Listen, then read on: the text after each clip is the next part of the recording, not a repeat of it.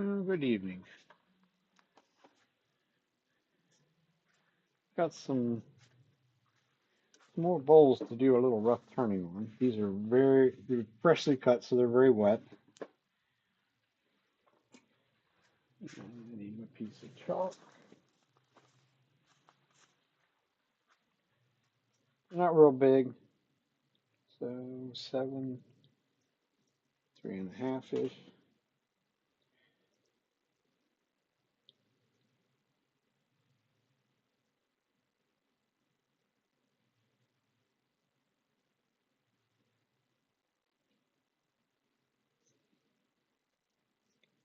Somewhere in there. This this is the wonders of somebody else cutting logs. They don't necessarily look at things the way I would.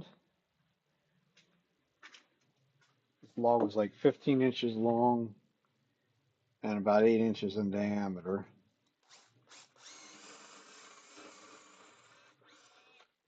So if I was cutting it, I would have cut it at least as long as what it is wide, preferably longer than what it is wide. Just gives you two better sort of bowl length out of them. But the guy that cuts these, this is some stuff from a guy from our wood turning club. So he's gracious enough to bring the stuff all the time, so I'm certainly not going to complain or tell him that he could do something differently.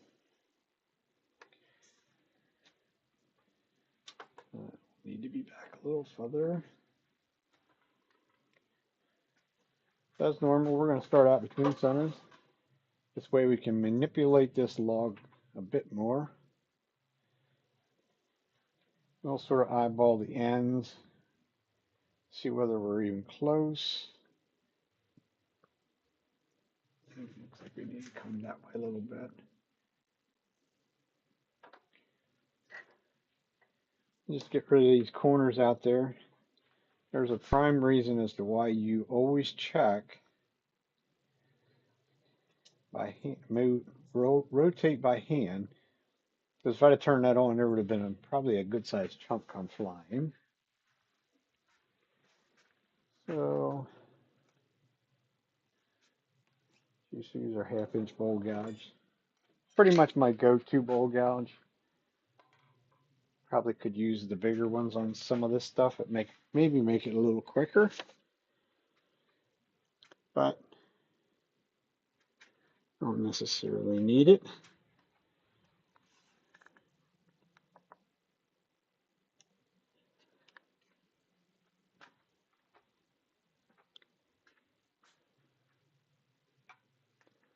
Stand it off to the side, nice and slow. Bring it up till we get a vibration, which is not going to be very fast because this is not necessarily real well cut. So we'll get rid of some of these, all the real irregular parts at the very bottom.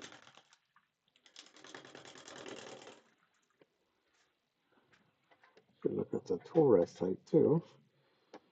I don't know why it looked like it was way high, and it was because I was playing around. Did a skew demonstration the other night for a club, so I was messing with that.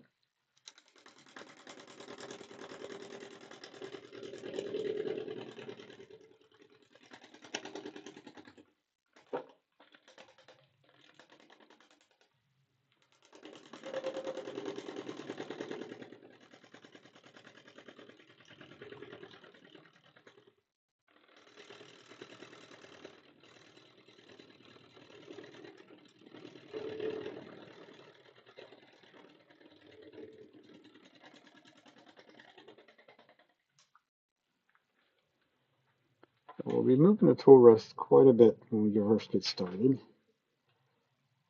Get rid of them corners. Check to see whether we got a little bit more imbalance. Make sure everything stays tight.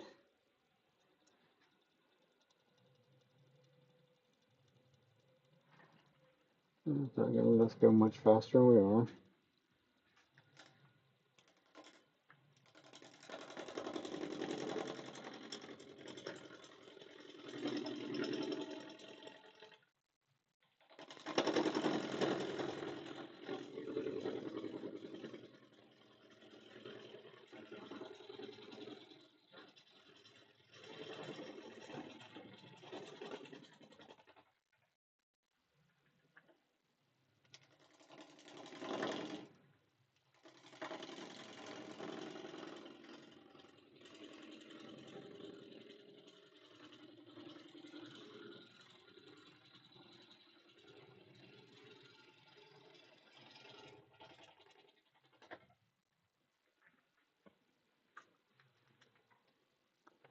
This is sort of where it takes a little bit of patience.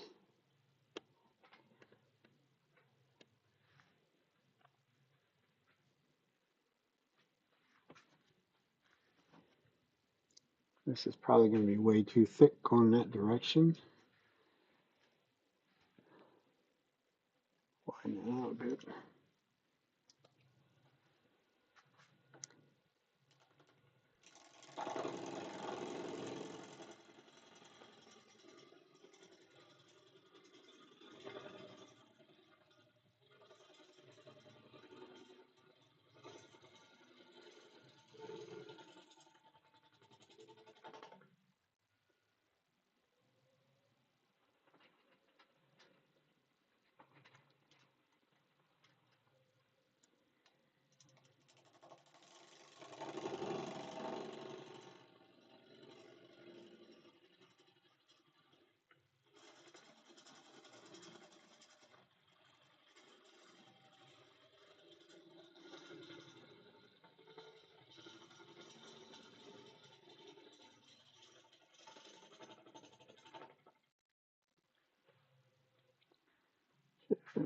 Not quite.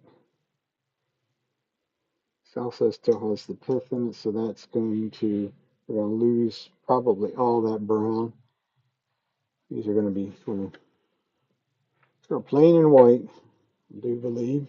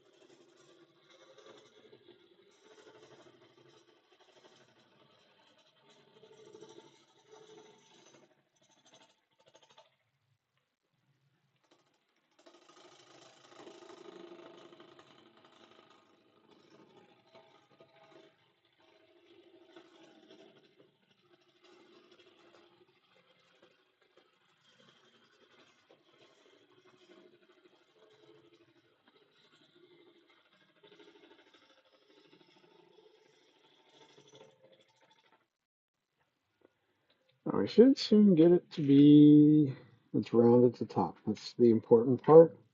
Yep, that's good enough. So now we can set where the two top wings are going to be. Off just a whisker.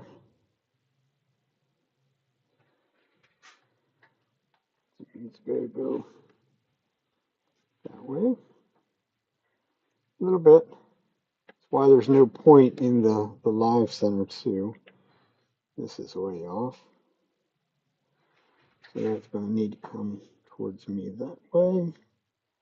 A bunch. As you can see, now it's really all cockeyed in the back. But we'll get these wings right, and then we'll take care of that back.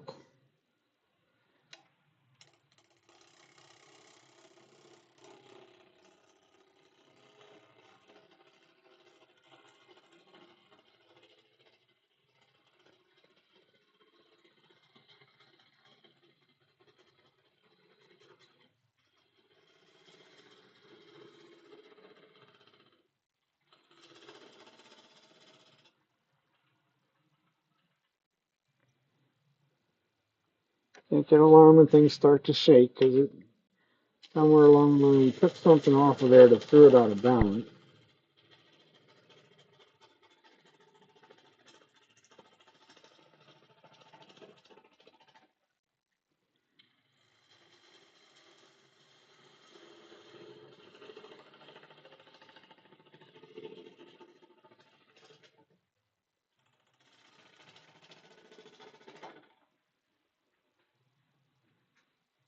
Wet wood, you gotta keep tightening things up.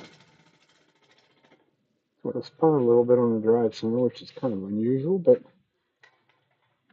it's securely held, and that's all that's important. So now, do we get these closer? That's close enough. Also feels as though there might be something, some silica or something in there. It feels like it knocked the edge off of the tool. It shouldn't, but felt like it did. So once we get this set up here, we kind of just go sharpen.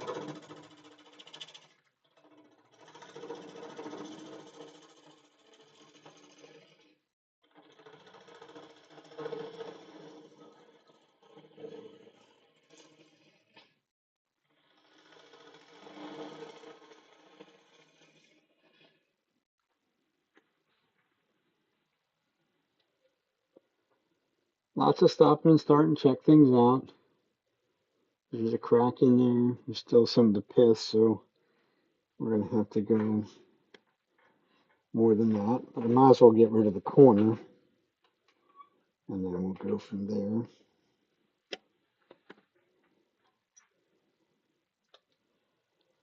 To me, like we're going to lose all the brown in the middle.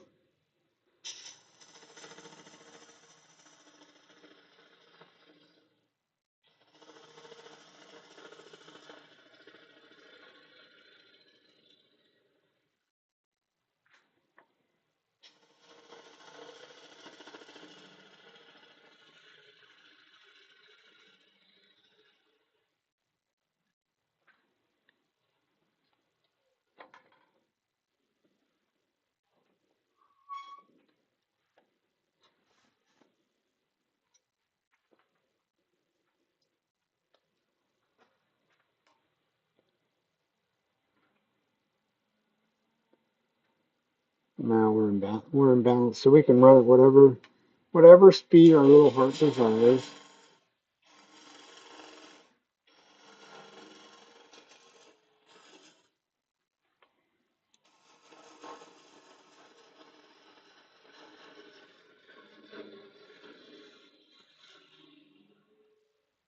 It also means my pace will be able to be a lot faster.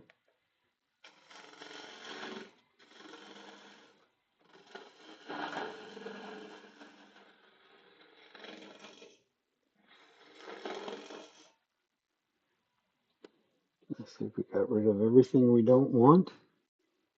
Tiny little speck of brown. There's a little branch or something coming in the end a little bit, but that'll work.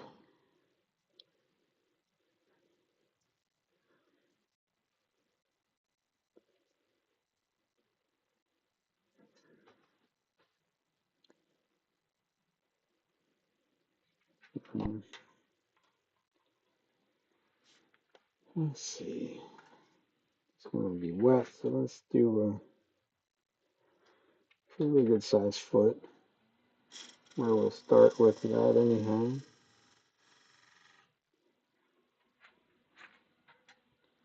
I'm thinking it's probably still a little bit too deep for my likings. I want the curve to go the whole way from the bottom to the top.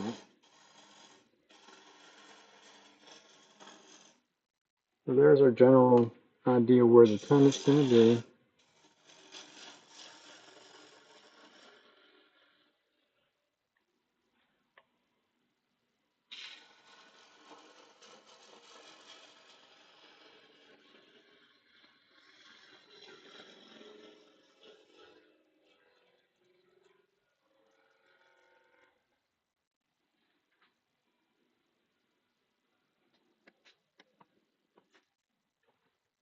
Plenty wet. Get a little flats up on the wings.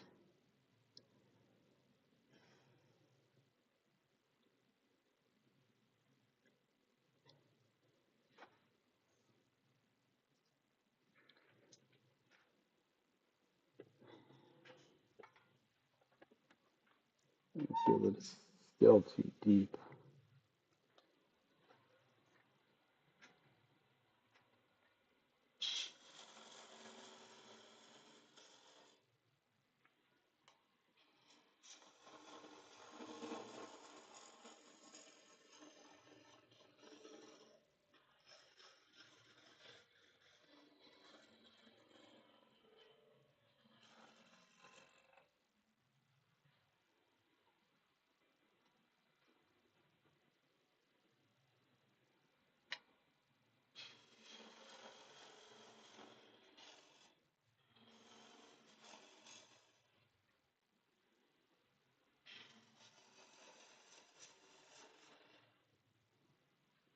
Not necessarily going for the perfect shape at this point, but needs to be pretty fairly close.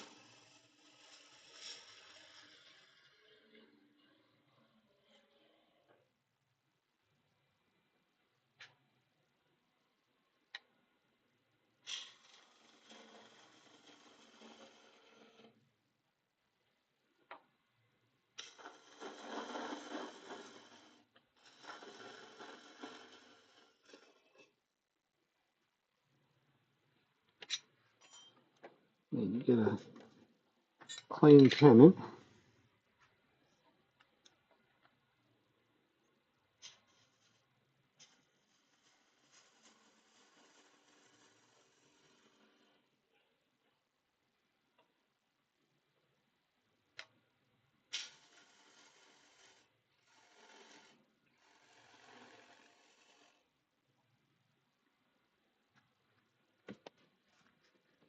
At that point, I actually switched over to the spindle gouge. That'll give me a nice clean cut in there, clean cut into the corner, which is what we really want for the tenon. Not quite as clean in that corner as I'd like it to be. And go into that corner.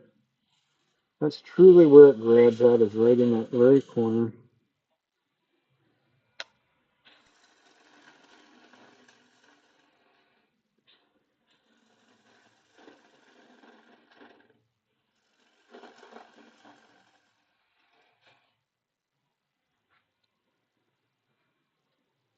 Here it becomes an issue of are you brave because there's a crack there. You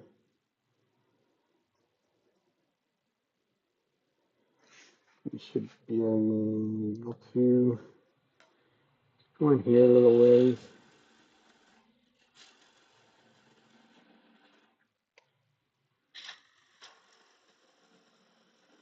Give us somewhere simple to cut it off at. And then we'll just saw it off. Be done with it.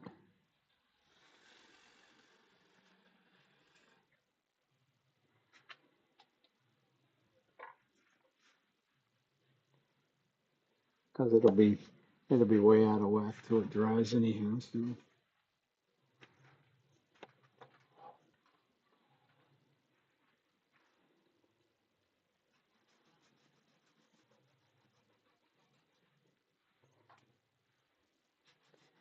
one thing these Japanese pool saws don't necessarily like is the wet wood. It cuts it, but it doesn't cut it quite the same as what it would if it was semi-dry. And then you're going to try and mark it. It moved when I cut that off, so it'll be fine.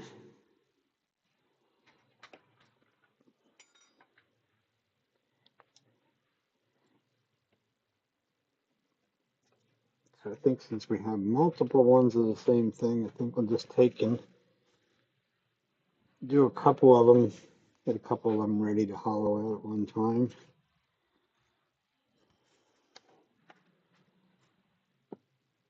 And these are the smaller ones. I could cut the corners off on the bandsaw. I don't know that it would really make it, I don't think it would make it any easier. I'd just be left with little corner pieces. It's generally why I don't bother with the small ones. It's a little easier to deal with all the chips than it is to deal with little itty bitty pieces of wood. Somewhere in that vicinity.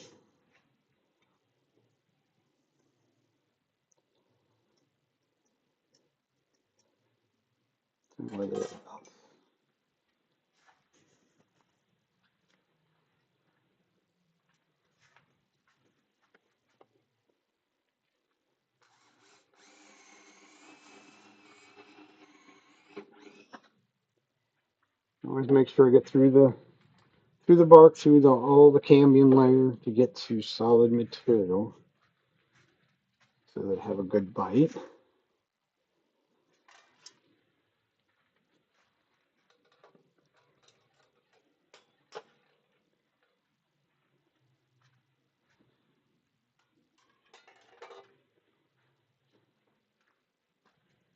I go to the corner on my workbench to dry this in because I don't want to bend over to the floor.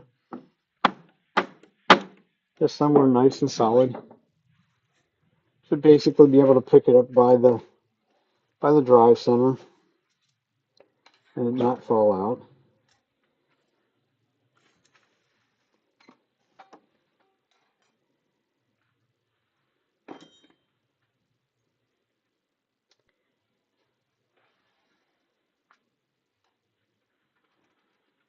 This one has hardly any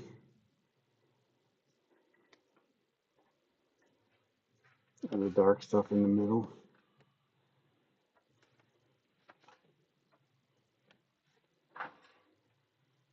So we'll bring it up close. We didn't get real close to center on that one again either. Give it a half of an eyeball. This one the bark is already starting to come loose on that one. And we are way off.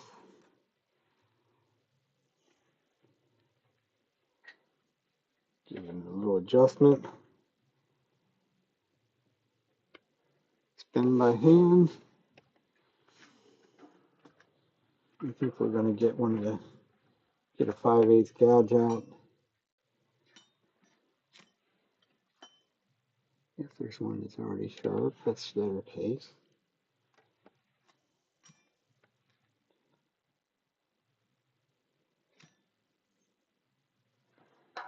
Now, I'm going to go sharpen both the bowl gouges while I'm at it. Just I'm going to sharpen a 5/8 one as well as a 1/2 inch one. Somehow my stream deck is not cooperating.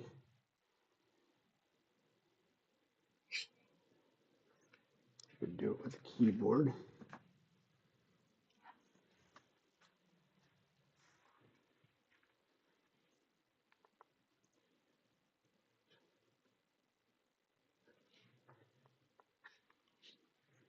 Oh, we'll go sharpen these quick. Probably what dulled that quickly like that was something in the bark layer on the outside.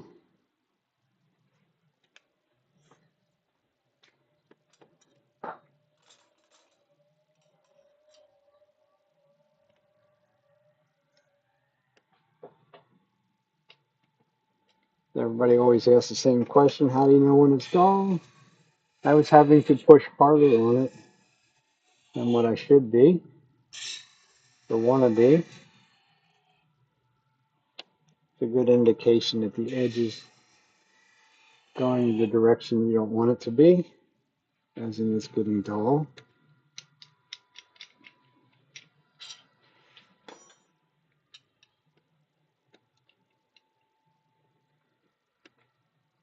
Doesn't matter whether it's a 5/8 or a 1/2 inch. It's all done, all sharpened the same way.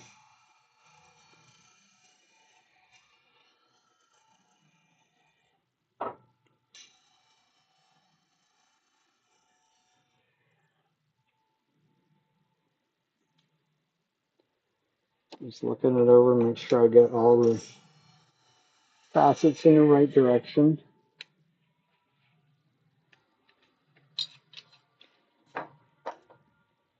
So now we're ready to go back and make another mountain full of chips in a hurry. So will this connect the one? Yes. That part actually worked.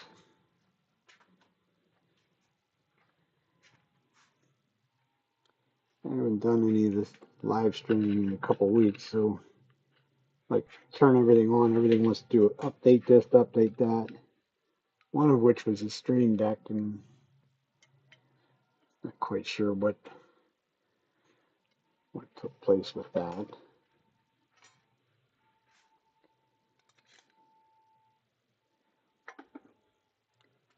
So back to square one, slow way down, bring the speed up till we get a vibration, which most likely will not be very fast because this is not overly well done.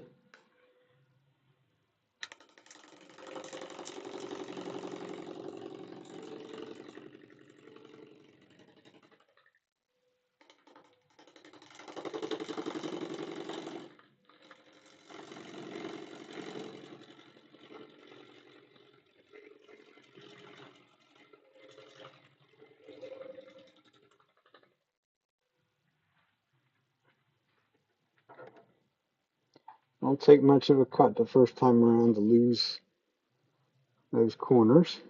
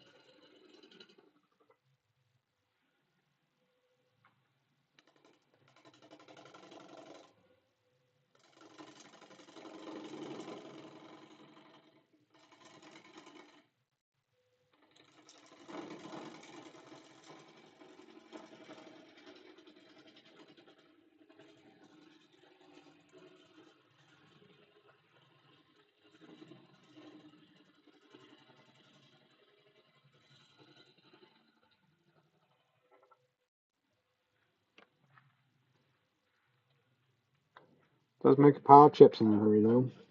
Not quite, just about.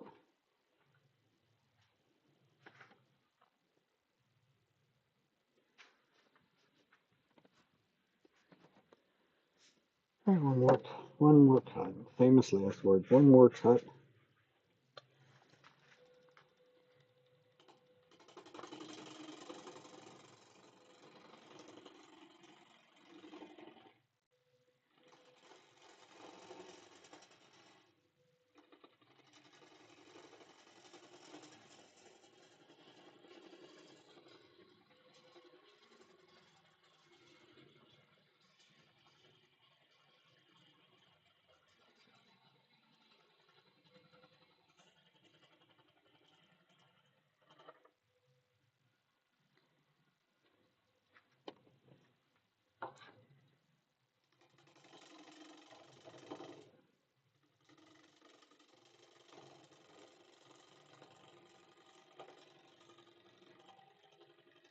Makes it harder when you're up here on the wings when the piece is spinning very slowly. It wants to bounce quicker if I put pressure going inward, which you almost always do. So now we can figure out whether we're lined up. No.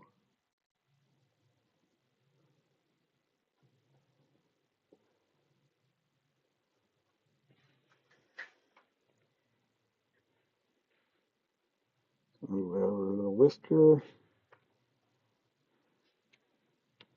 that way.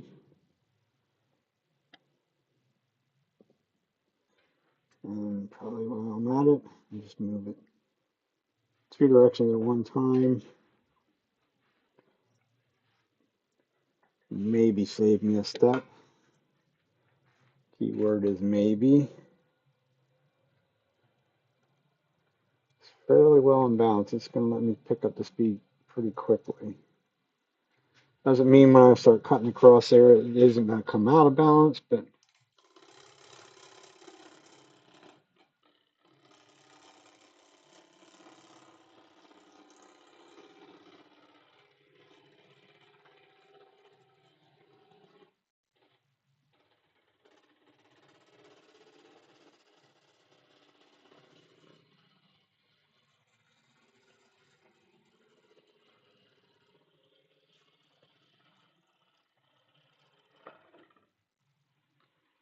right there it picked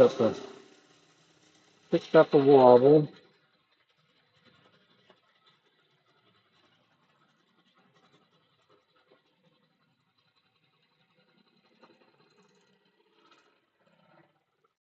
That wobble's probably more so the bottom down here because when you move it all around, things have a tendency to get a little wonky pretty quickly. Close enough. Good. That's our outside shape.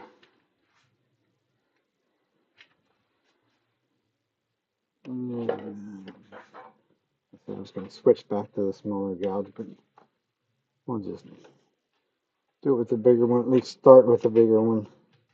May not be able to get in there super tight with the big one because of the size of it.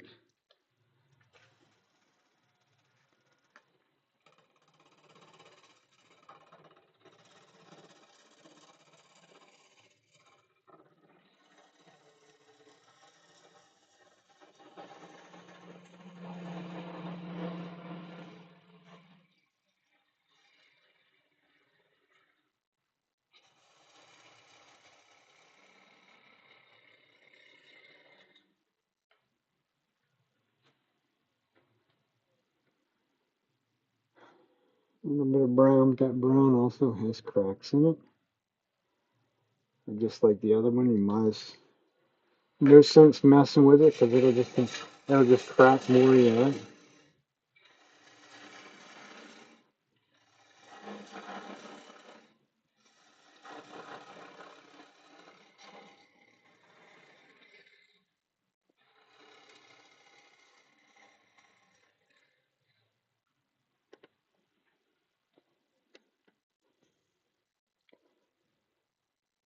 Oh, the brown's gone. We do have some sort of something there.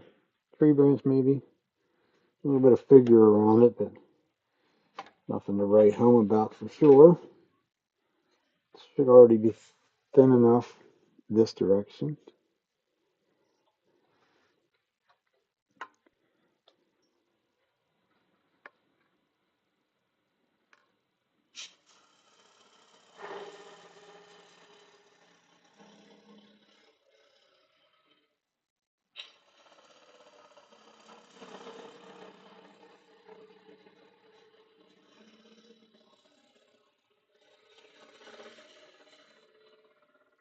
Get rid of the corner, start to make the curve. Get rid of a little bit more of that.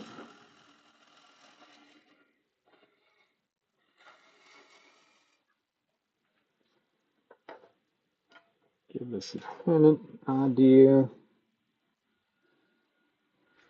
The other one, yeah.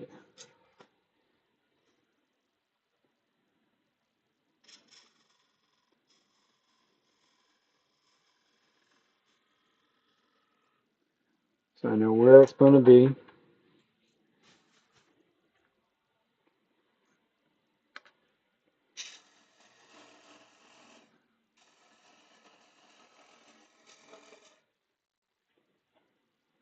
Now we'll switch to the smaller diameter gouge because it'll get in there in that corner a whole lot easier.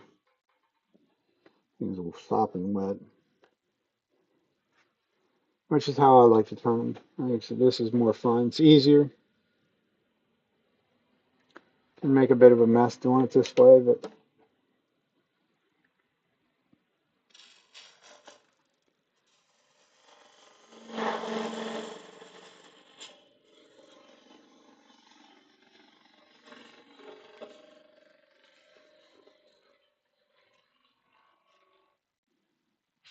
get the curve to go to the top.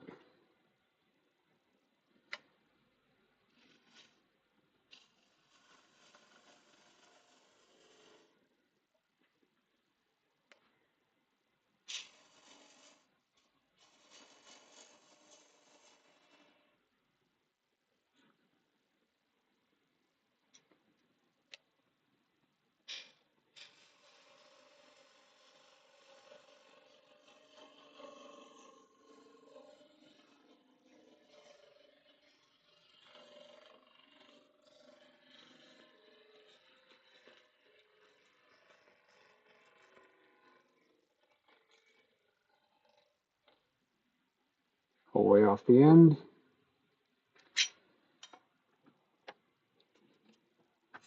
Back to our spindle gouge. Make our tenon nice and pretty.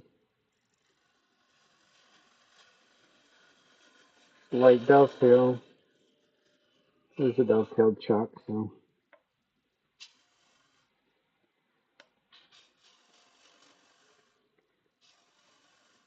really don't need a big flat area in there. Just want that corner to be clean. We'll knock this sharp edge off.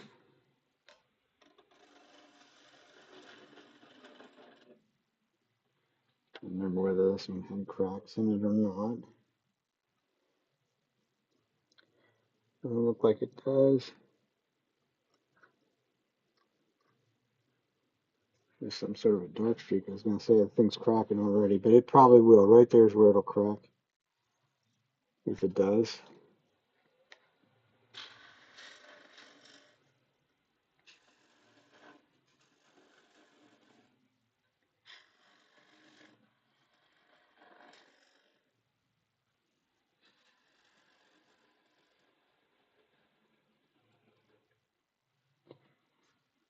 No point in being a hero and wearing a ball to the head. I know about 3/8 of an inch, something like that.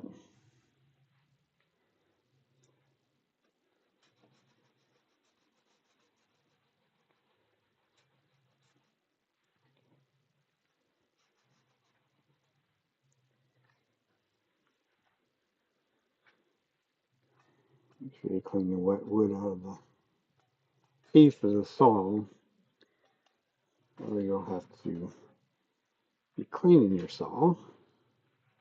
It actually stayed there that time.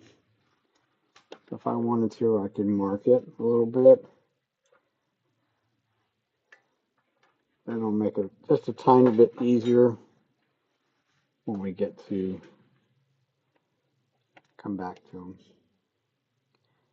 It's really kind of bland wood. It's got some nice coarse bark on it. If it stays, that'll make them a little bit nicer.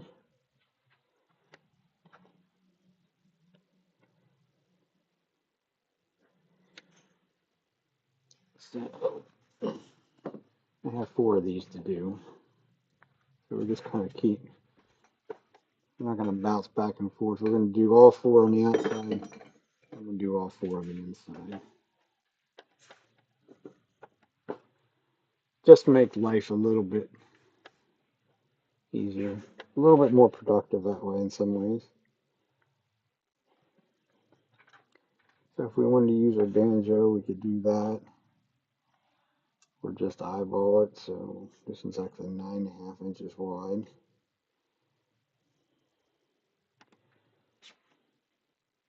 It's only a piece of wood and it was free, so if we waste a little bit, we waste a little bit.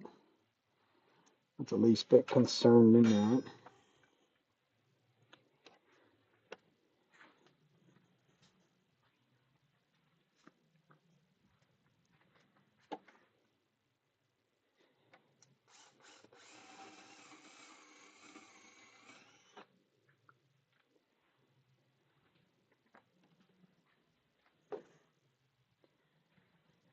See, one of these I probably could have did it as a flat rim.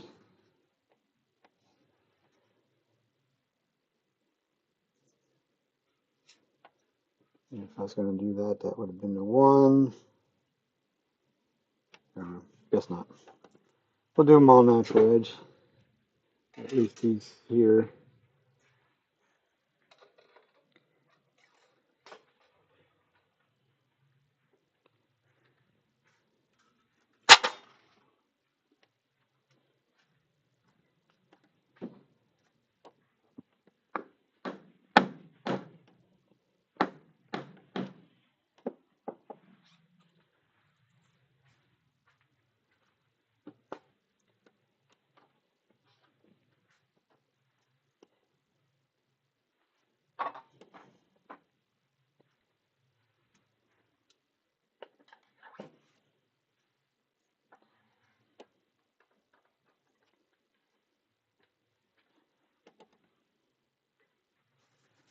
Didn't get that live center drove in as hard as the other ones. It felt it move already, which is okay. But we can look at it. We can sort of, if I stand directly in line with it, I can see the line back here just as well, almost as well as I can using my finger. It's close enough right there. Get started. get rid of these pesky little corners. Because there's one, as I spin it around, that one's only a quarter of an inch, quarter of an inch. That's the same, and then this one is like way an inch away.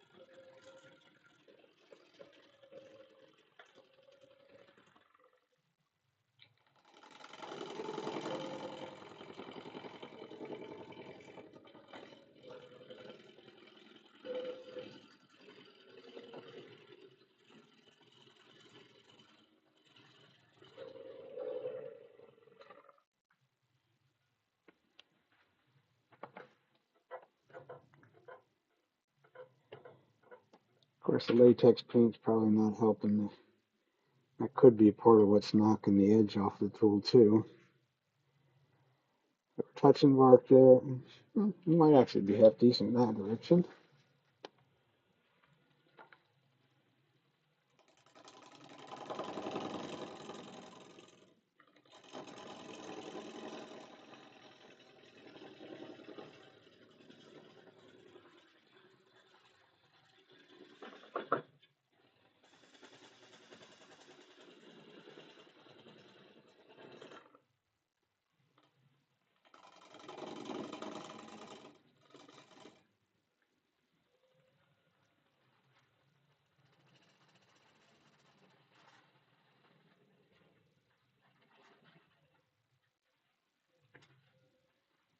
Sometimes it'll let you speed up and get through the vibration, but not always.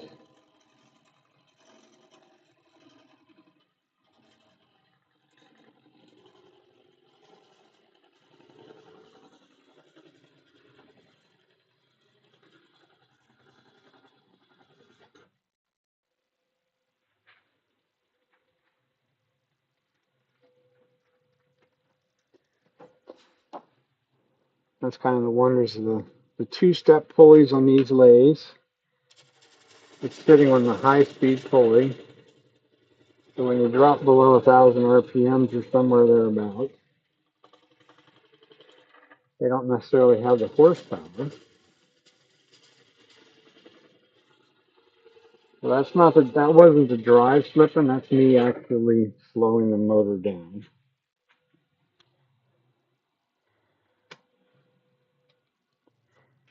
which of course is not really the greatest thing in the world to do.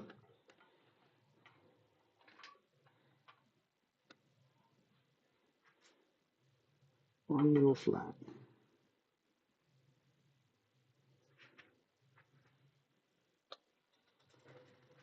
Get rid of that fuzzy.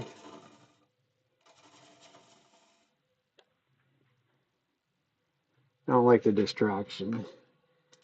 Seeing something waving around.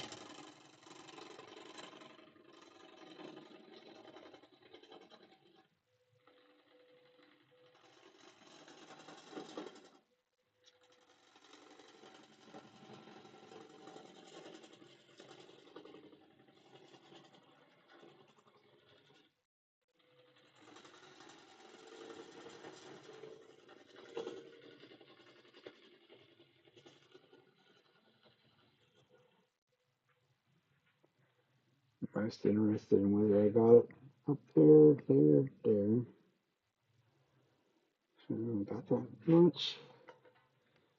Still a little paint there. Not worried about that. I'll just stop there because there's no real benefit of going the whole way down there.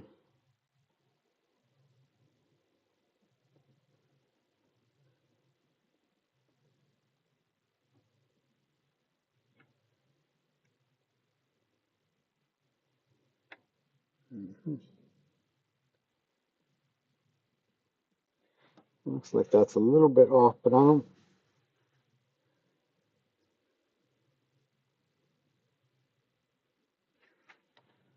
So this is the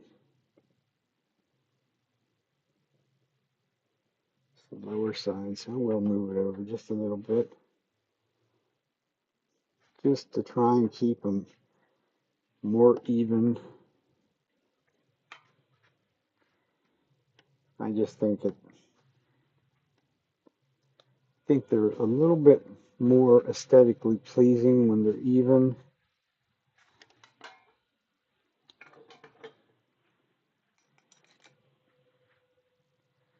That's just kind of my kind of opinion.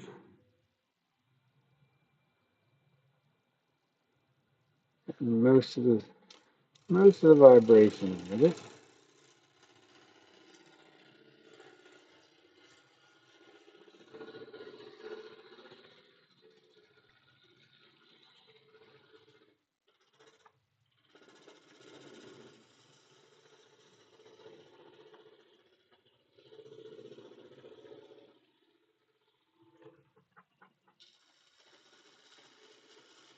And of course, now that I took something off down here, the vibration came back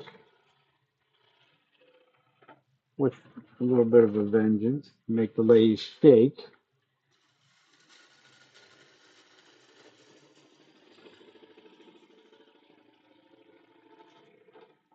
I got the part done that I needed to get done, so it's all good. Cracks all the way up to the top of the brown. Another little something in there.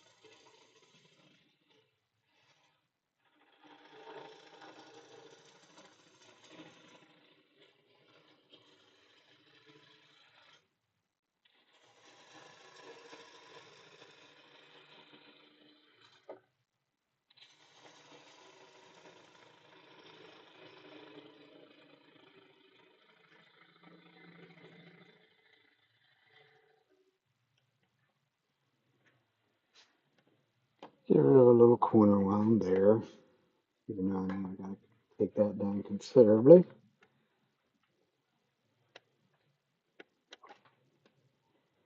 I can come in nice and close right there because it's going to go away rather rapidly. See if we can pick up a bit of speed.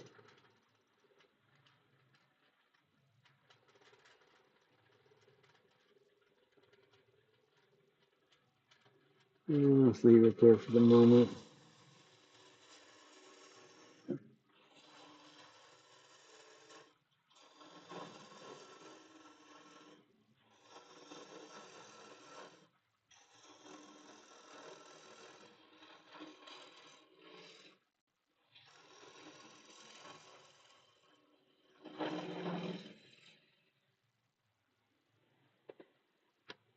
The vibration that was picking up is because of that dark stuff in the middle, or it could be, probably, because it would be a different sort of density than the rest of it.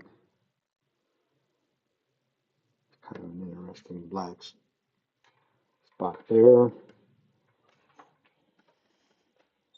Something definitely to keep an eye on as we go. A little bit of figure on that.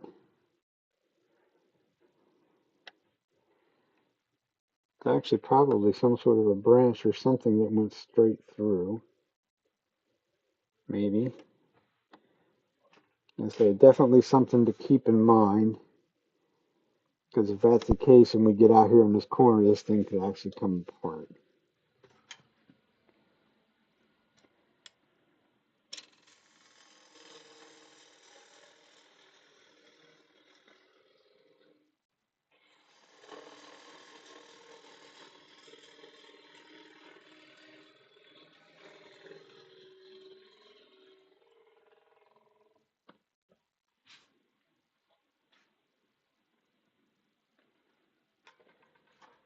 Once again, a tenant.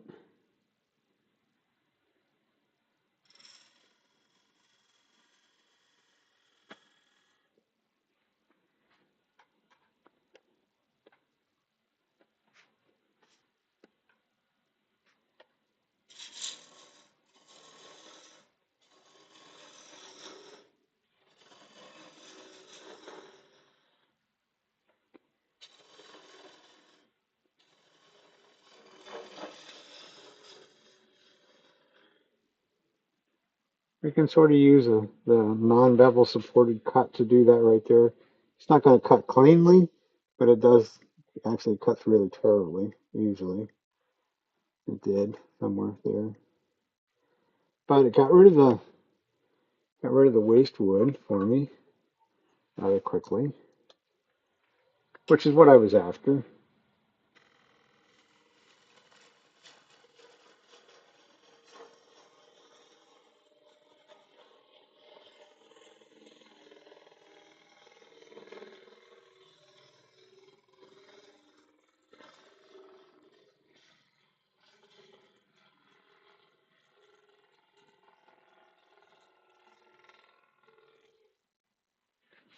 That way we're able to go back and pretty much make one cut.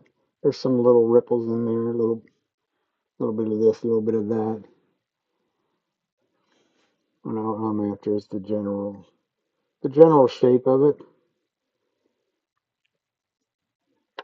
is what I'm after.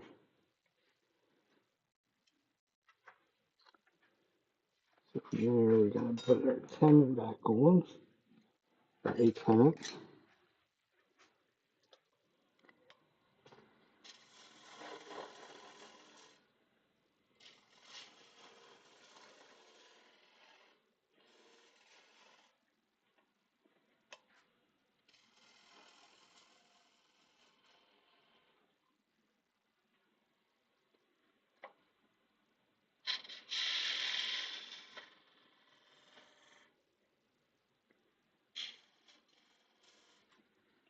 Clean and crisp.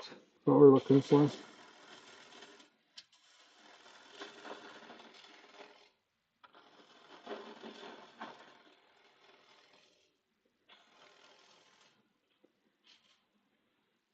No sharp edges left.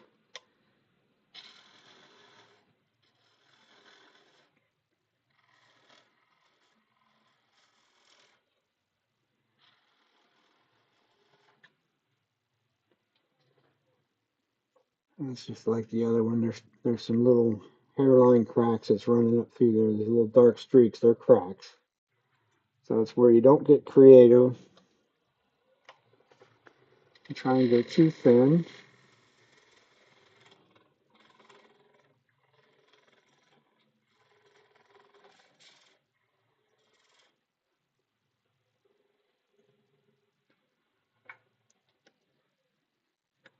Easier and safer just to take it off with a saw. This one survives. This one actually might be kind of pretty. It's got little darks in there. A couple little figure lines there. That's about it though. It's certainly not something to jump up and down and say, wow, that's really a nice piece of wood, because it's kind of not.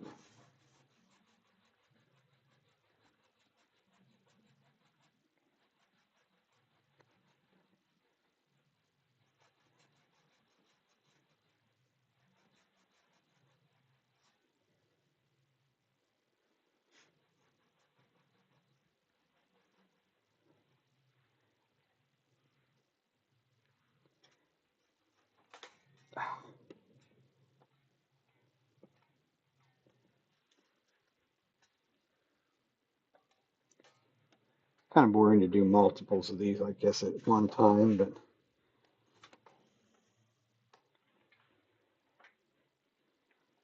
give it a little center mark in there, close to center. That's 3 ready to go on the outside, and 1 more. That's kind of the wonders of working with wet wood is when you start cutting it up with a chainsaw, you don't want to stop in the middle.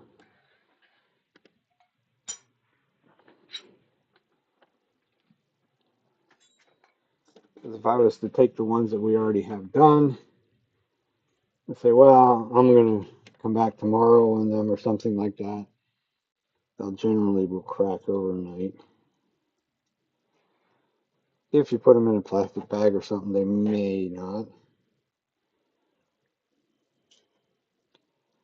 Somewhere in there.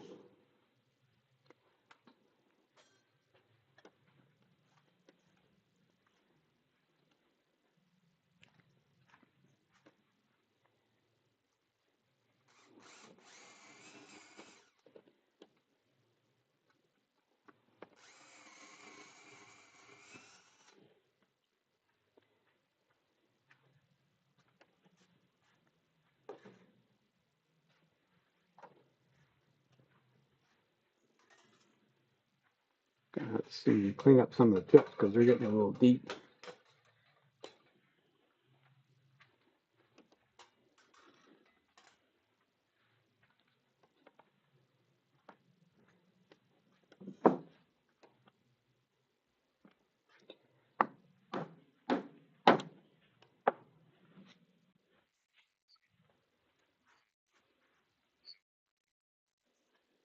Doing some rough turning of some natural edge bowls.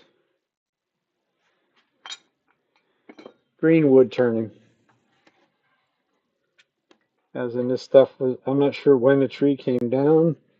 I just got these Tuesday evening at our wood turning meeting, wood turning club meeting.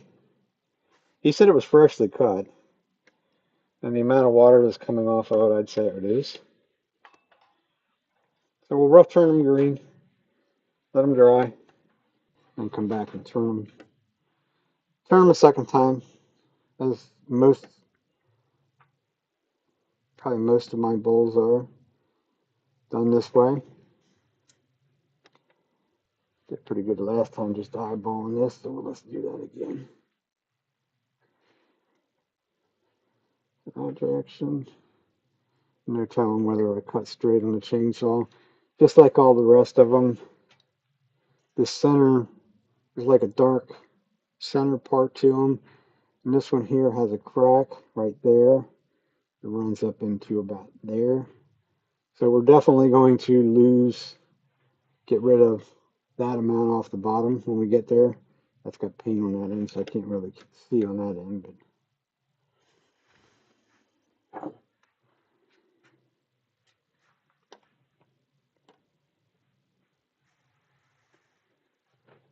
I'll move this pile of chips.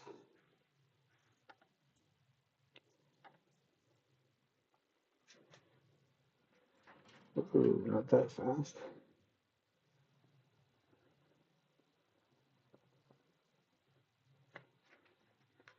So we know the only place it's going to hit down at the bottom.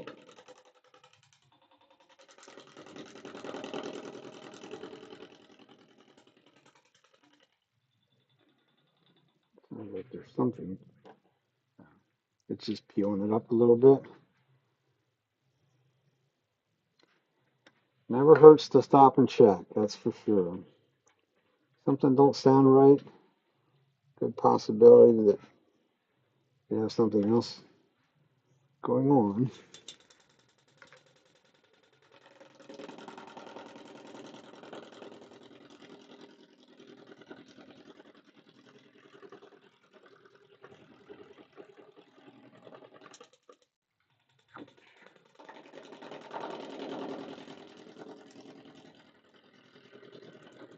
And that little splinter can whack you in the fingers too, which it just did.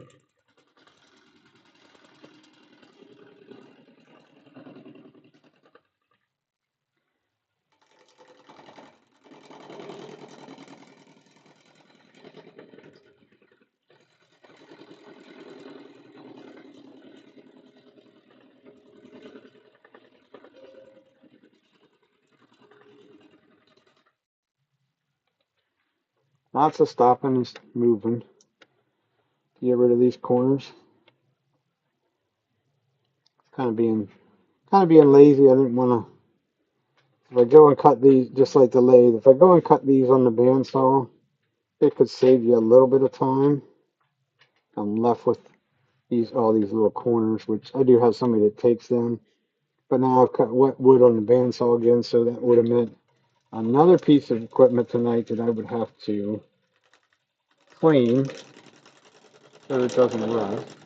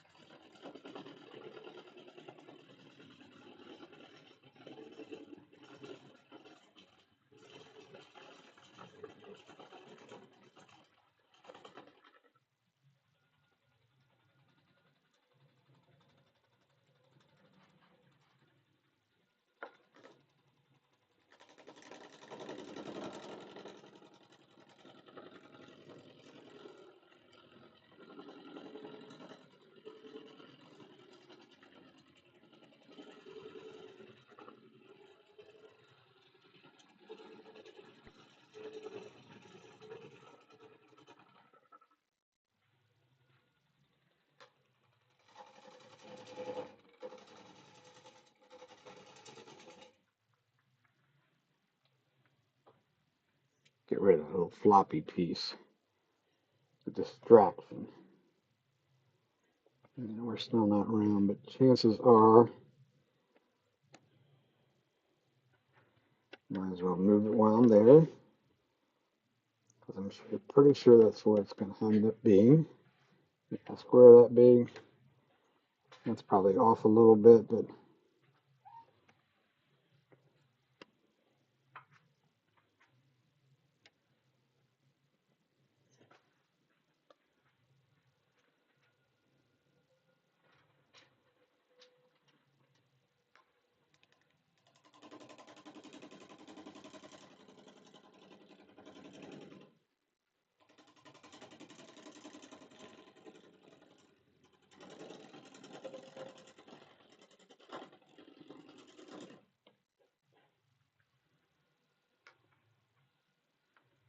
it's also knocking the edge off of the tool again.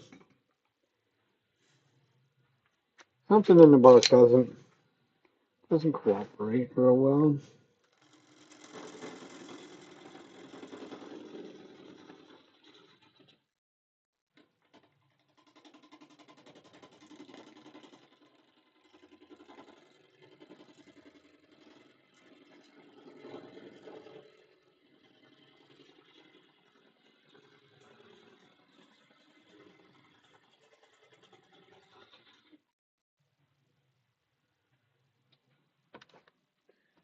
Getting a little aggressive, slowing the machine down. Still got a little flat.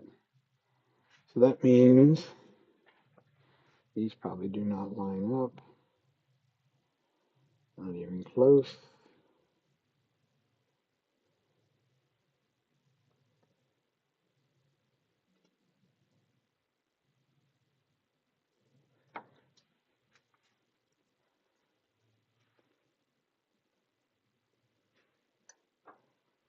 You move the short side closer to you and cut that off first. The more we take off, the wonkier the bottom is going to get here. It's all going to go away eventually anyhow.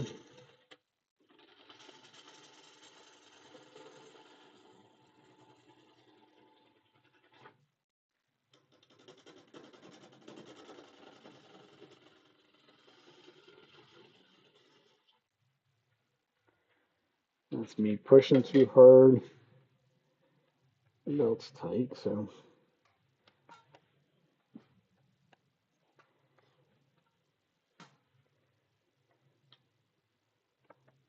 kind of the wonders of the two belt system on these lathes.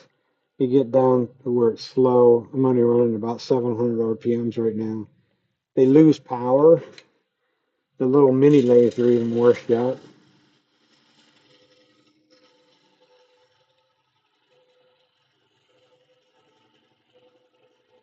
Probably one good thing that it does for you though is makes you slow down a little bit. Don't blow off the end.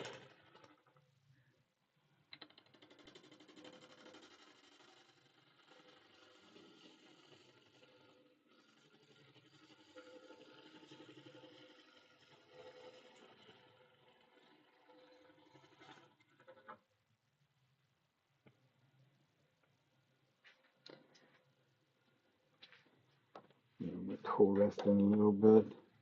Get back to a smaller tool. I want more than about 1.5 inch overhang tool overhang over the rest. Start to get vibration out of it and all that good stuff that we don't want. So 1/4 inch off of there.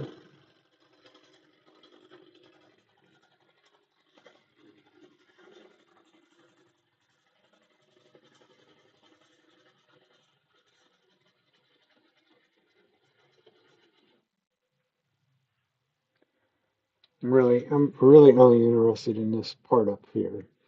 The rest of that is going to go away. So I'm just interested in getting these where I want them. I want all 4 sides to be pretty even. Right there they are. So now I can get rid of this unevenness down here on this bottom,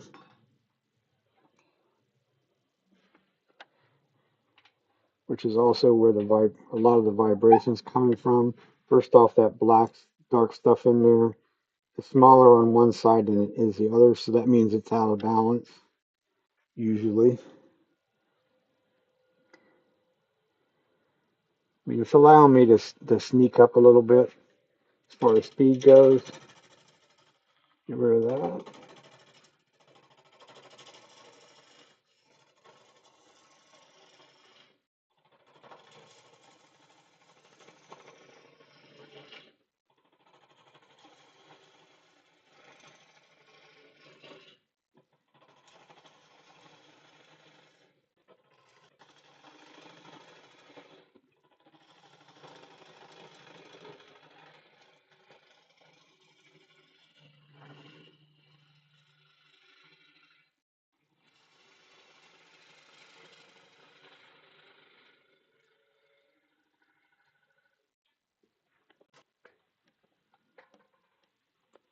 Be an interesting kind of a design for a natural edge. It would look like a flower pot.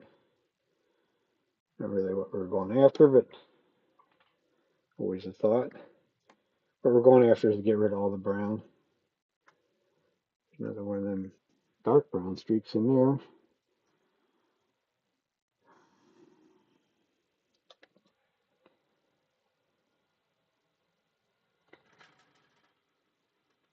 Got rid of some of it. Got rid of some of the vibration.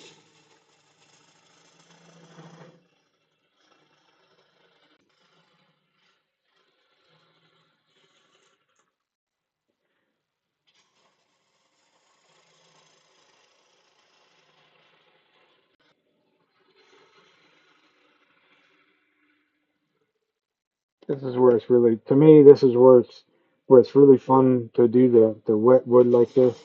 It just allows you to make humongous cuts and things with very little effort.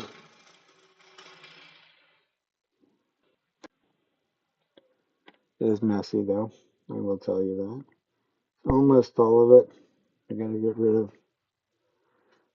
all of it.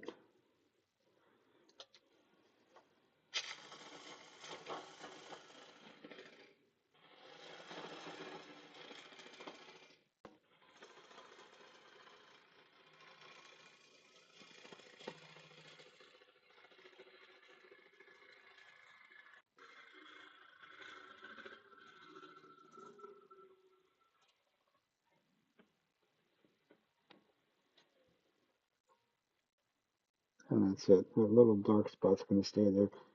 Just like all the rest of them, I'm gonna say there's probably a little bit of a branch or something going through there. We'll probably find out once we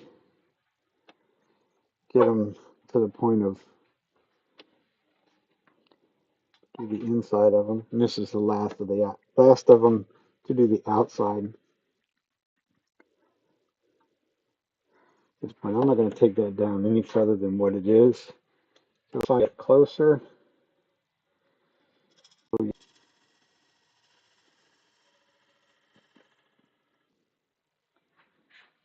that's going to be our tenant.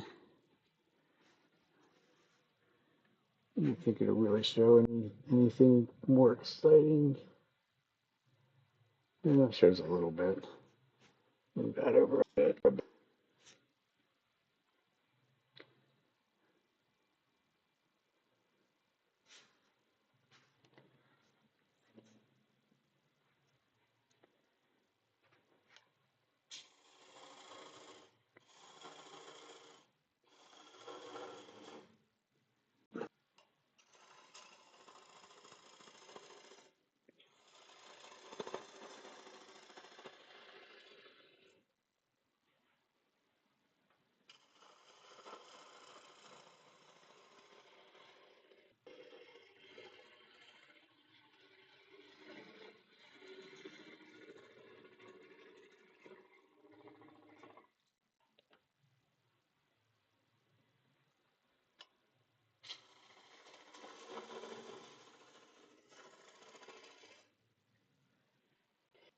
About a quarter of an inch, fat quarter maybe, for a tenant. More than enough to hold a bowl this size. Now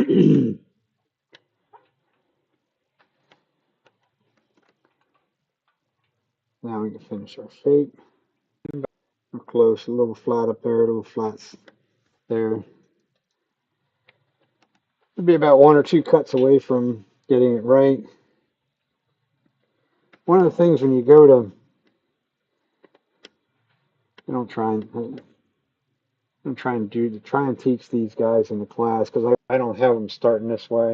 But if I need to get in here close, first off, I'm hitting the tailstock. But if I drop the tool down low, get it in the right place, can be a little aggressive on that shot. You have to be a little bit careful with it.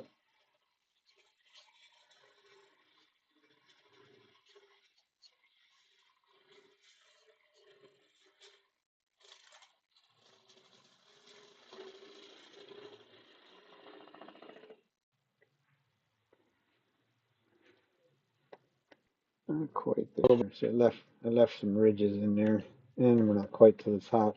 But my tool rest was a little bit in the wrong place for it to get where I needed it to go.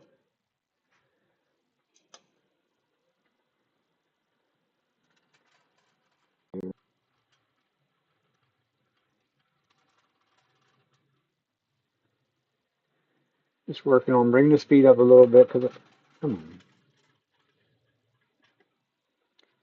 I want it to be a nice clean cut up across here.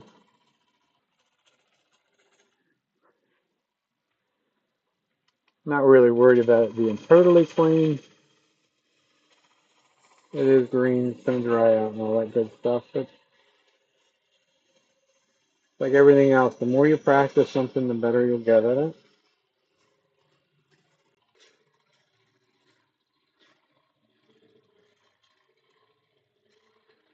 If I come up around this corner and I hit the natural edge part of it, lighten my cut, lightening up, lightening up the amount of force that I'm putting forward. Kind of a hard one to learn in a way. If I wanted to, get that on my root a little bit. I could go back in here, drop the handle way down, and I could literally shear scrape out across there, just using the bottom wing. You can see the teeny tiny little fuzzy shavings you get off of it. Generally means you got a really clean cut, which it did. Like I said, it's kind of relevant on something like this because it is wet wood.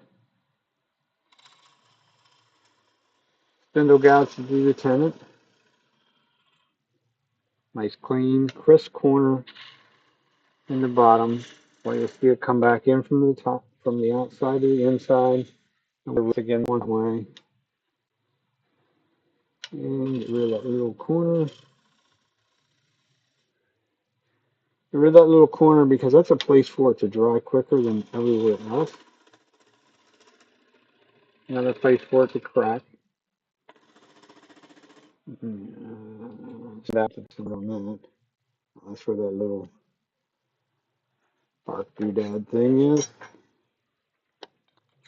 And we'll go back to the bowl gouge for that.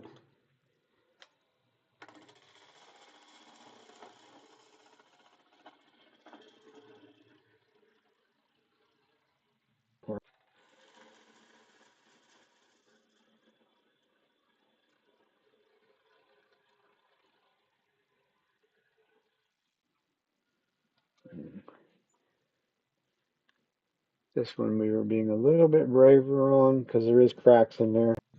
So I don't want to get too carried away in there. The cracks can easily separate out, and now it's going for the joyride. We'll give it a place in here to be able to put my saw into. That's all that is for.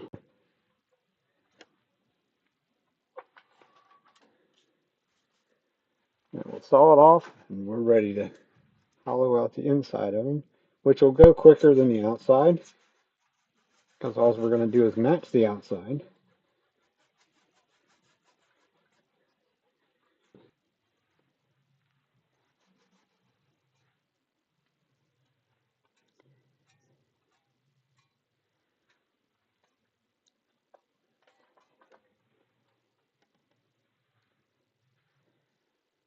And if we did our job right with the live or the drive center, and you see it stayed on there, I can remark this again.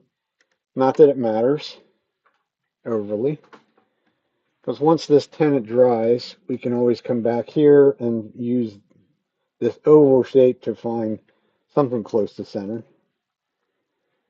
And even once they're dry, you can manipulate that around a little bit as well. So now we're ready to hog out the middle of them.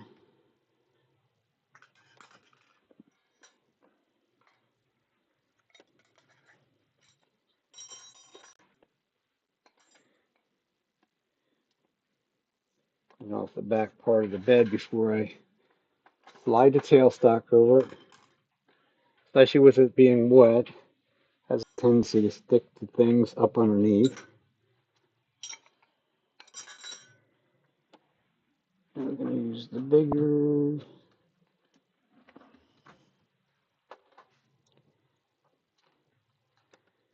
the bigger tenon on there,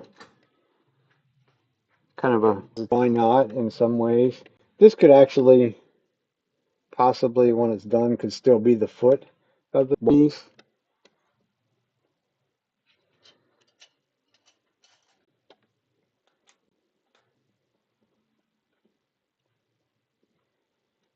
Although I have that set that it's pretty close to a circle, so it will be smaller than that. That's it. 2 times, 3 times around, make sure it's tight. I run the grain between the jaws up and down. Gives me a look. Somebody told me once that it gives you a better grip on things. I'm not necessarily 100% sold on that, but it does seem to help. Now all of our work is going to go over here. So we'll move that little guy over there. Hopefully it's in the right place. We'll find out here very directly. Because the handle swings a long ways over that way.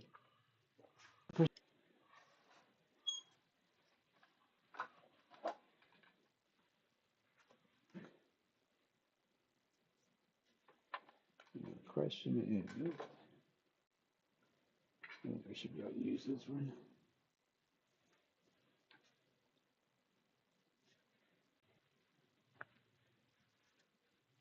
Everything gets stiff and sticky real quick.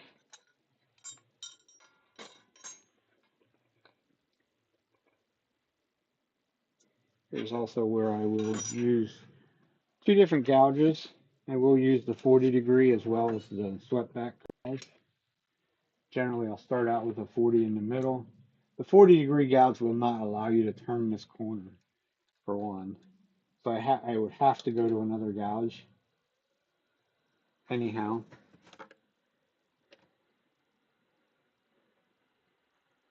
But it should be in balance now, so you can run it pretty much at whatever speed trips your trigger. Just sort of going to go in on make a cone.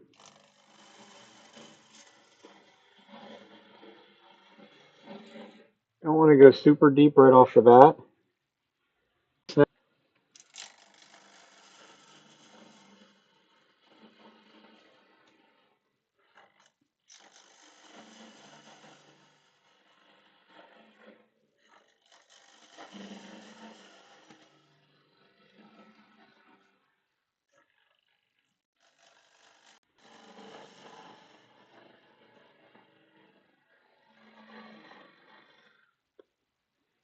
Like I say, as you can see, it's pretty quick to get rid of the centers.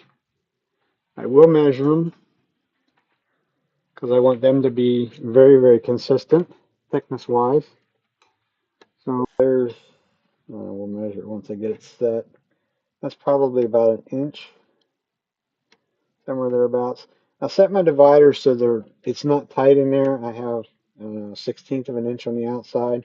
So as I rotate this around, I can see whether I'm consistent in thickness, which is very, very, very important. Because if that's more like an inch and a little over an inch. Take that up closer to an inch and an eighth, which is fine. You can go as thick as you want. It just needs to be consistent the whole way from here down to the bottom. The bottom can be a tiny bit thinner because of the tenon at the bottom, but it doesn't want to be a lot thinner. It wants to be as consistent top to bottom as what we can possibly get.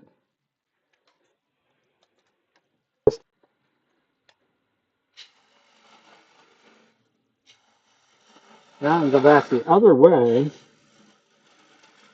That way we're using both sides of the gouge.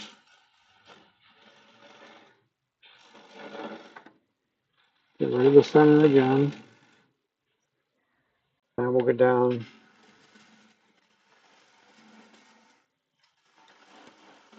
Leaving the steps as I go down.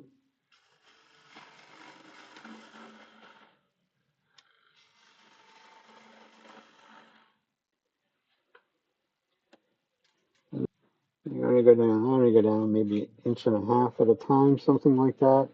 I'll stop and check. And we're getting much thinner down there than what I wanted it to be. So at that point, you say, oh shoot, now I got something wrong. But that's nothing says I have enough support down there. I should be able to come back up here, take about an eighth of an inch off from here and make it go into there. What happens is, for me, I went straighter down this wall than what I needed to. So that makes it thin down here at this very bottom. Not the end of the world on a green piece. Do that on a dry piece and you might be saying a few other words, but we'll just go back. One simple little cut. More almost all the cut is going to happen up at the top and stop.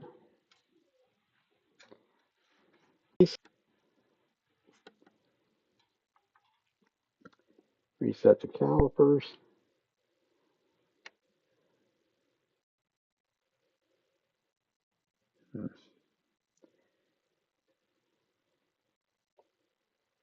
It's off by more than what I want it to be. One more little bit off the top.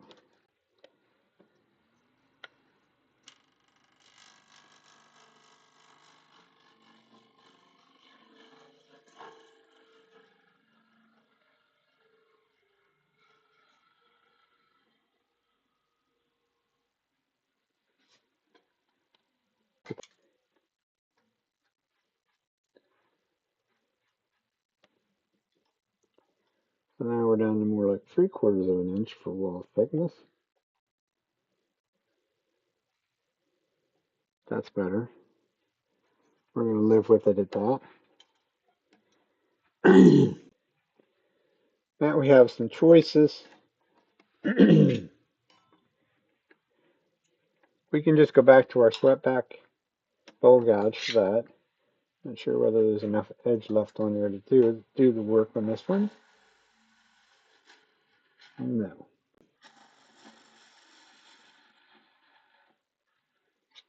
No.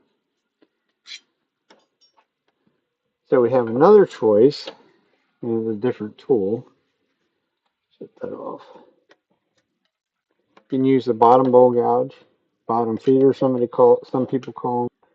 It's really a gouge that's almost like a would be more of a traditional style gouge that some of the like European people would use. It's a gouge that would be ground pretty much on the platform, so there's no need. It's pretty straight. This has a double bevel and a small bevel here. The bigger bevel on the bottom is just getting stuff out of the road. This tool is going to be used pretty much straight up and down. The flute's going to be pretty straight up and down. It gives you a really nice cut on the bottom of the bowl.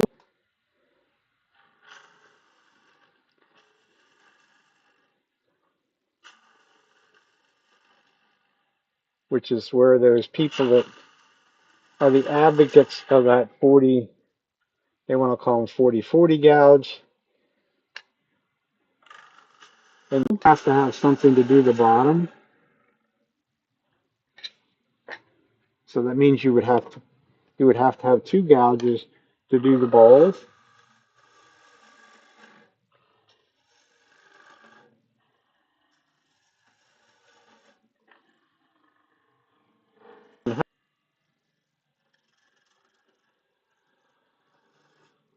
Which is really a challenge right there. You got to pay it really close attention to try and get back up on there and pick that last little bit up there.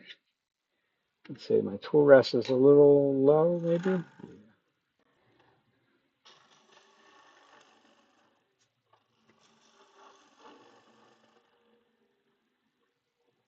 But you can sort of see by the surface that the little ridge that I've left.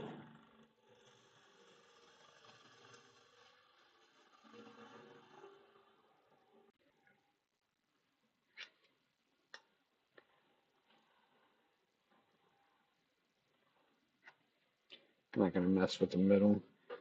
What it is, the tool rest needed to be lifted up just a little bit. Did leave a pretty good ridge right there. We're going to try and take that little ridge out, because there again, this little ridge, you say, well, it's a rough turn bowl, but it's thinner here. It would be thinner there, thick, back to thin. So I just try and keep things as consistent as I possibly can. So we'll just sweep the curve back down to the other one. Not perfect. Like I say, the gouge is rather on the dull side there. But that gives us, you can feel it, gives us pretty much a nice complete curve, which should match the outside, hopefully. Pretty close. Like I say, it's definitely thinner. It's thinner down in here, but we have a tenon behind it, so that's should dry evenly. I don't too often have any of them crack down across this area in here. They'll always crack up here on the rim. That's the biggest amount of area. If I go back overhead, you can see in this one, it's dark in color from here to here. That's all end grain right there. That's the tubes are all sticking straight out there. So the centrifugal force is trying to push that water out for you.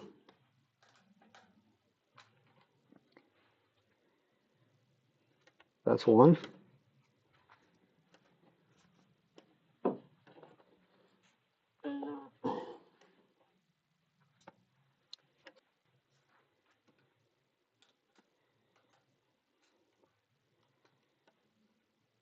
And we're sort of just after a good general shape so that once it dries, that if we can manage to keep the bark on, then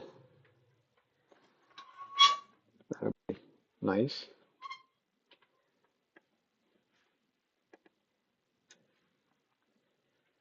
So we only used a 40 degree a little bit, so we'll just see if we can get the center of this one pulled out.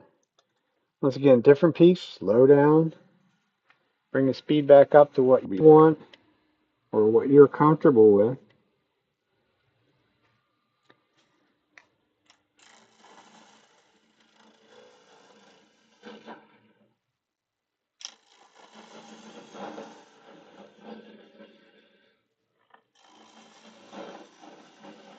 You don't make the same mistake twice.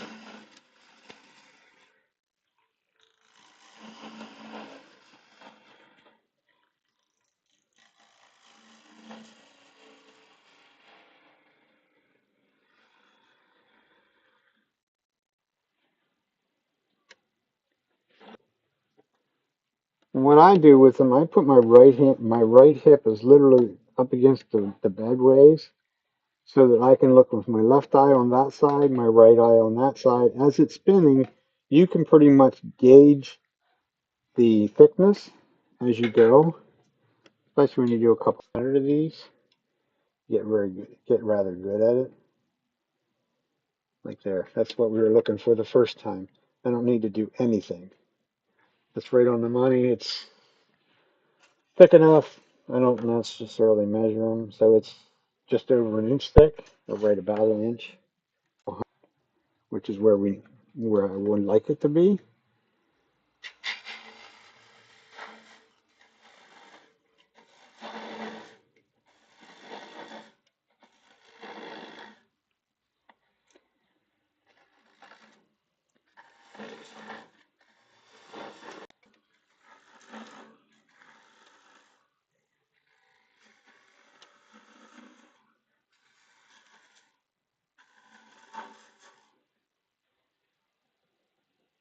Like I say, don't make the same mistake twice.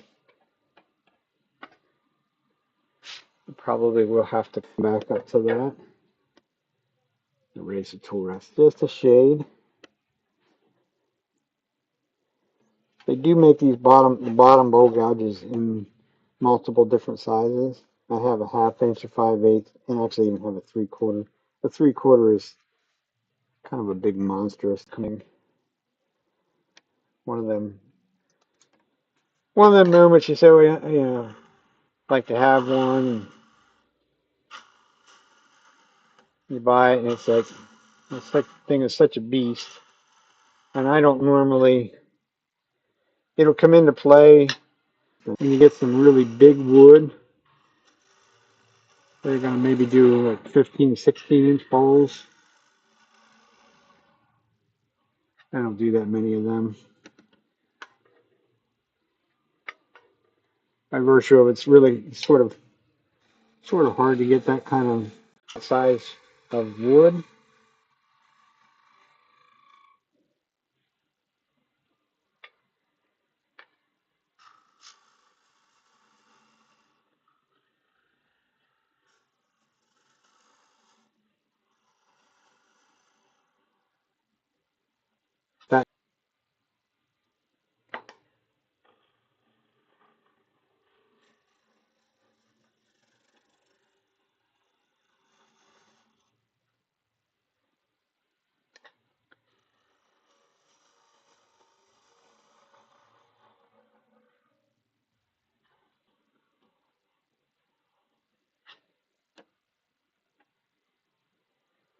That we can check the rest. Wonders doing natural edge, the chips stay inside.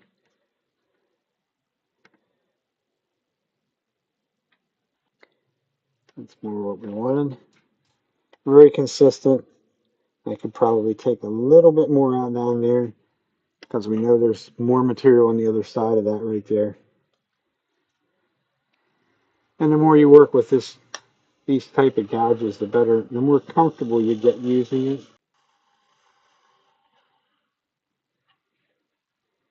get better results with it. Like I say, it's definitely not one in that must-have list. If you have one that you in that case there, that's that's an old Sorby. They would have considered that in that time frame a half-inch bow gouge because they want to measure the flute. It's actually a 5/8 inch bar, which is how the U.S. manufacturers measure their tools.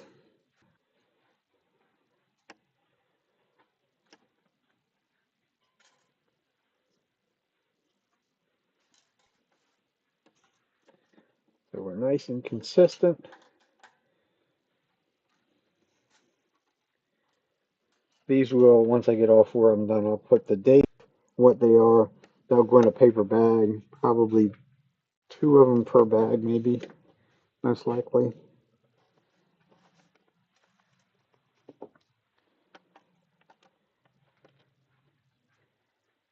And then they will stay in that bag for as wet as these are. Probably take these pretty much a year, although it's summertime here, so that means the dehumidifiers are really working hard. These actually go in my finished family room, kind of around the corner on the shelf, not out where anybody would necessarily see them.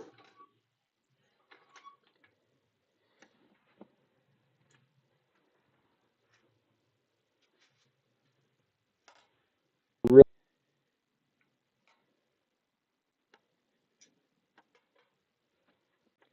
could actually be up just a smidgen.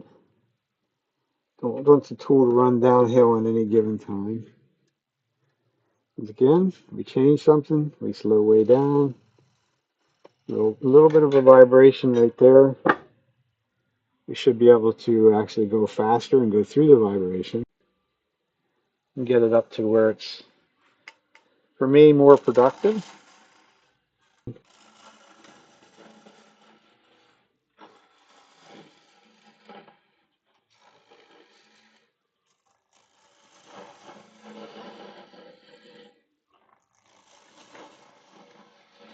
Allows me to make bigger cuts with ease.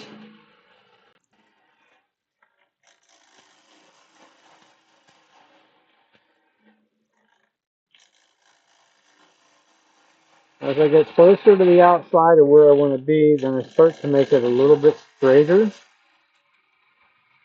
and really get my body around to where I can see this outside edge coming down into that area down there. And we'll see if we can be consistent enough. Oh, it's getting better. This is really what I'm after. It's the right thickness there. All of a sudden it got thicker, which is the ideal way of it rather than the other way around. So that just means that we're going in the right direction.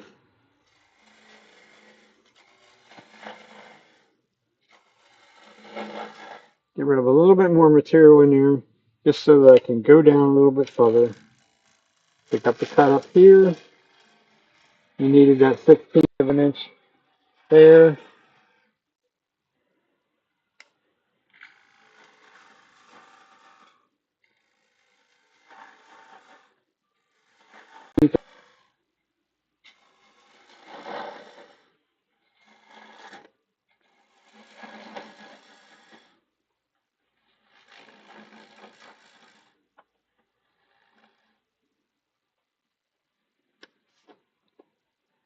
We'll stop and check it.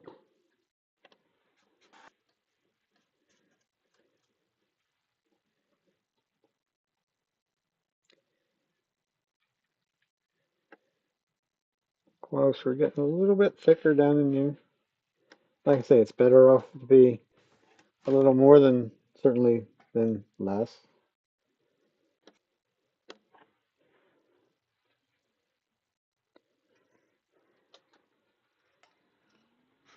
So we'll make it right down into there.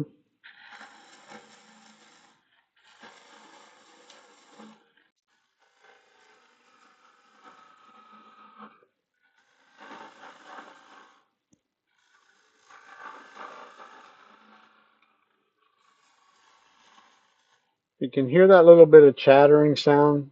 That's the tool telling me that you're getting a little bit too much hanging over the tool rest, a little too aggressive. So either switch to a bigger tool or be a little less aggressive. We'll just go back to our bottom.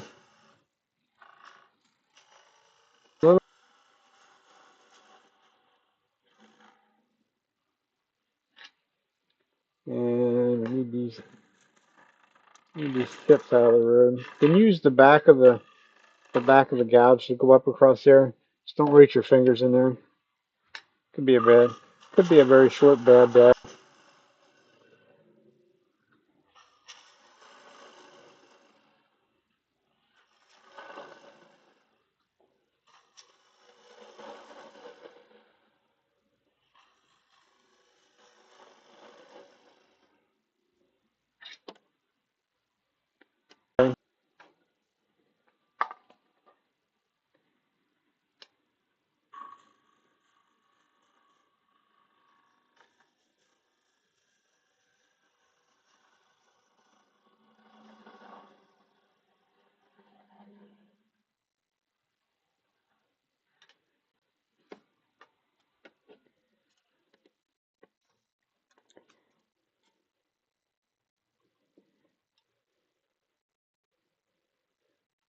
Definitely got a little thinner down there, but that's okay.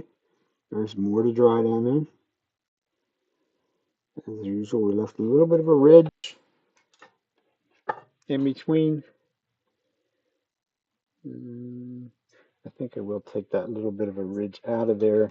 Just by virtue, I'm going to take a little bit out of the whole thing, because I did get a little thinner down at the bottom than what it is up here.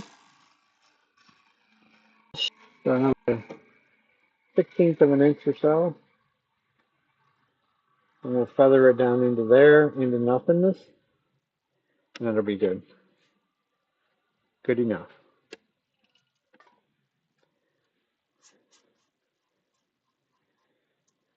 Important things is it's plainly cut. There is no real chewed up areas. So that's always a plus when you come back to do it for the final time. You don't have to remove things like that. At this point, the bark is solid. Chances are that it won't stay on because at this time of year, there's just too much moisture. This is going to dry faster than what the bark will, and it'll separate. Sometimes you get lucky, but for the most part, you're really looking for the wood that would be cut in the wintertime when there's less moisture in it, in the tree. And for us around here, this year, I think most of the country, or half the country, lots and lots of rain. I don't think my grass has ever been this green in the middle of July, or in the beginning of July. The last couple of years has been dry. Grass would have already been brown by now.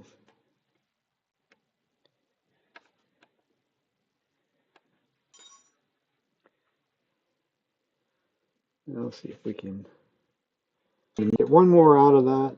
Should. It didn't seem like it was dulling it very quickly.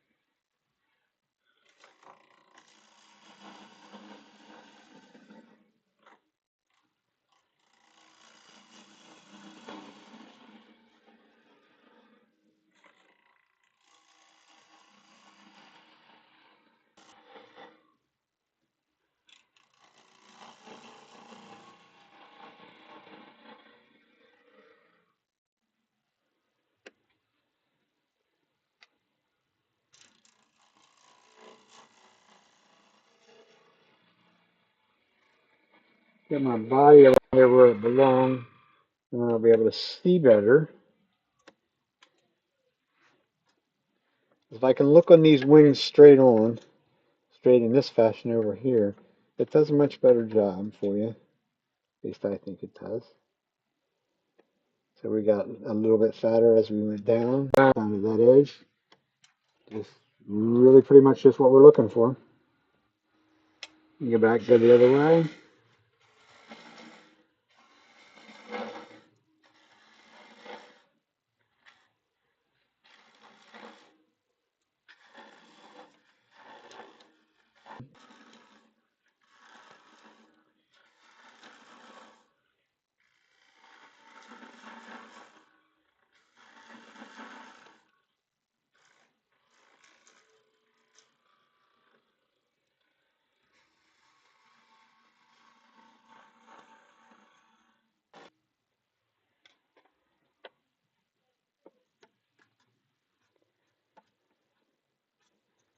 Probably one of the hardest things to try and teach people.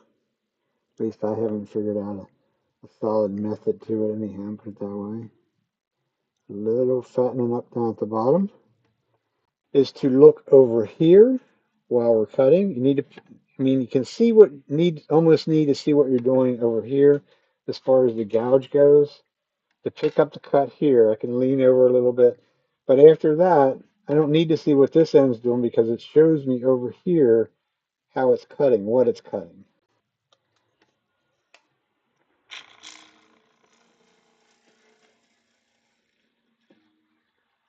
Either there or down at about 5 o'clock at the bottom.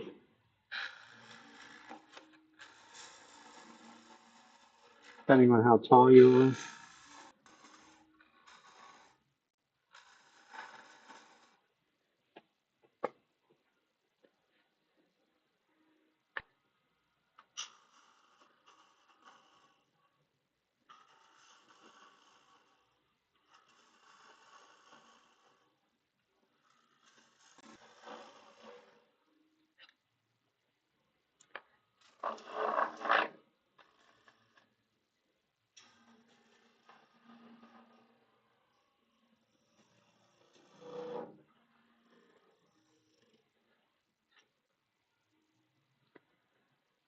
There's nothing wrong with the really wet wood has a tendency to stick to the tool. And this is the one I don't want it sticking to because it's such a short bevel.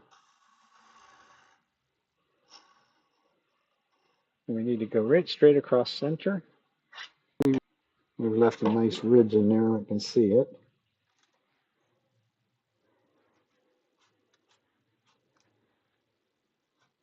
But once again, for rough turn bowl, as long as we're not real inconsistent on thickness in there and we're just not, it's not the feel that I would want on a finished turn piece, put it that way.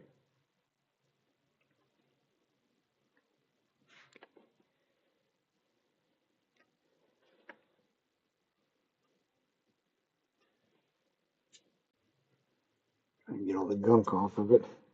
Because you should be able to actually pick this up way up in here and make one final swoop. Even with this one, it's still ground at about 60 degrees. And it's just something I don't work with much to do that. So it kind of has a tendency to fight with me a little bit. So I usually actually give up on that part. It does what I want it to do at the bottom, where I can pick up my normal 60-degree gouge, even the one that's not 100% sharp. I can make that a nice true curve, what I want. And I can go the whole way to the bottom.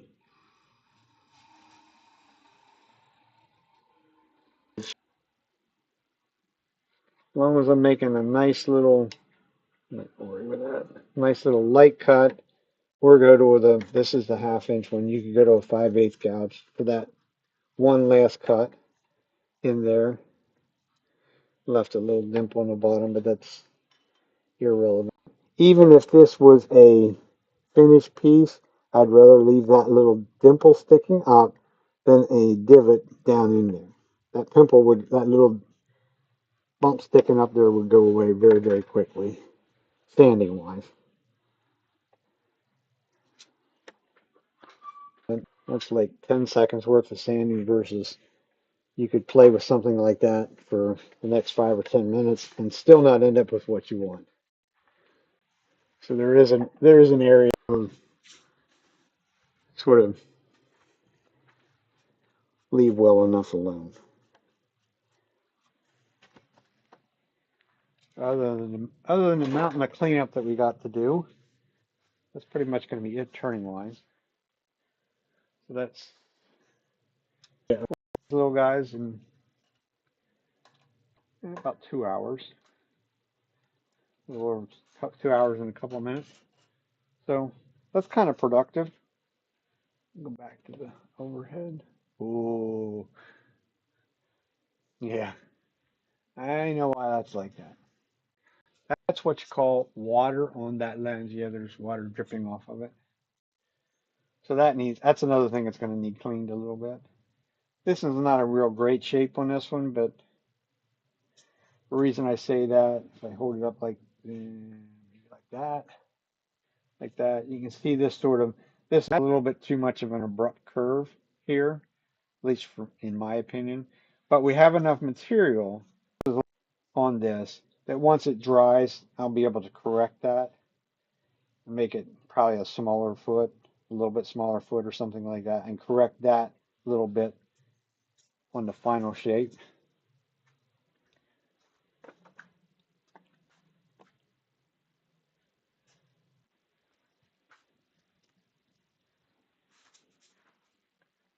So paper towel.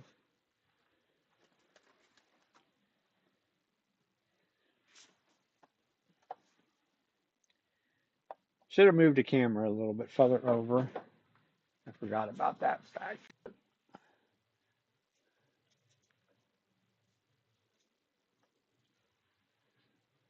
Because it does throw a steady spray of water.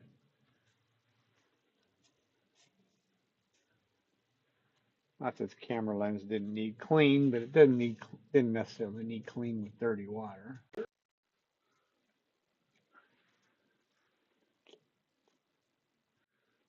Yeah, now we're clean. If we go out as wide as what we can go, well, doesn't go real wide. You can see the amount of chips that's sitting on the floor. There is, yeah, those four little bowls. That's going to fill up pretty much a contractor size trash bag just for those four little guys.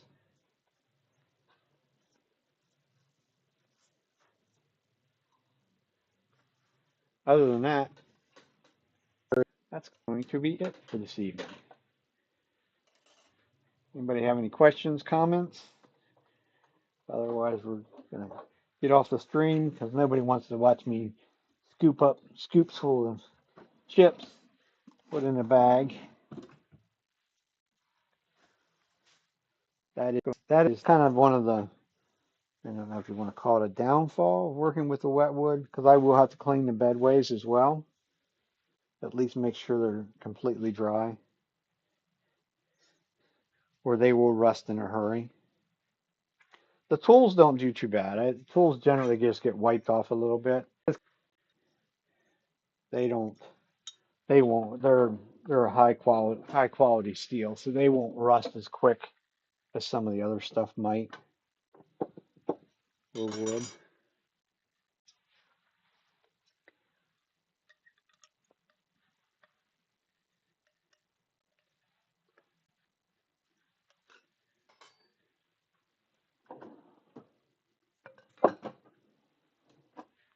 Alrighty. Well, I think I should be back next Saturday. Yeah, I think so. I think we'll be here Saturday, not Sunday. I just so happened I was on vacation this past week and I took an extra day off today. So I decided I would come down here and do this evening. Um, Other than that, that is going to be it.